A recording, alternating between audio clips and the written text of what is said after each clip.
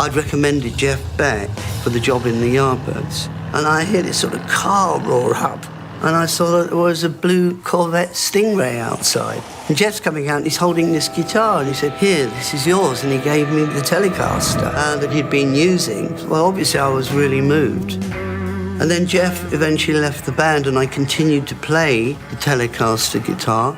But by then I was doing all manner of things with it. I was playing it with a bow and really putting it through its paces. I got to the point where I wanted to consecrate this guitar and really make it my own. I tried applying mirrors to it so you could use it in an optical way. It was this whole thing of the reflective surfaces, and you could actually sort of reflect the light onto other things to make it sort of almost kinetic at the same time as something that was a channeling vehicle for music. I had a vision of what I really wanted to do with the guitar. The whole idea of it was to bring an extra life into it, an extra identity into it. So the whole of the dragon artwork, I wanted to paint it in colour opposites, in a sort of op art kind of way. I've got a strip guitar and I've got the paints, and I just sort of do it. And as I'm doing it, I get more ambitious.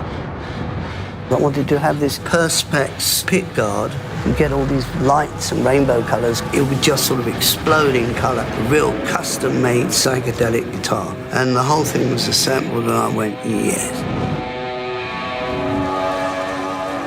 I had an idea of what I thought the Yardbirds could be doing in the future. And they actually told me what it was that they wanted to do, and I thought, well, no, I don't see it going that way for me. We had a road manager with us, and he said, you know, there's a palmist just at the bottom on the street there. And I said, yeah, I'll go for a laugh. And they said, you're going to make a decision very soon that'll change your whole life. That was it. That was a decision to form a band. I knew the numbers that I wanted to do, and I'd already had some of the stuff already written, and then I'd get them to my house to rehearse everything that we're going to need for Led Zeppelin 1. On that first album, I wanted to do everything, whether it's sort of blues or rockabilly or a little bit of jazz, and just wanting to have something which had the full breadth and depth of orchestras just through guitar music.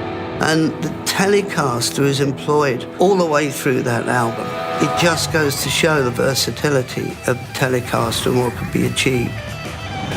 We play in San Francisco at the Fillmore, and that's the point where the name of Led Zeppelin travels across America like that, because we just absolutely knock the place apart.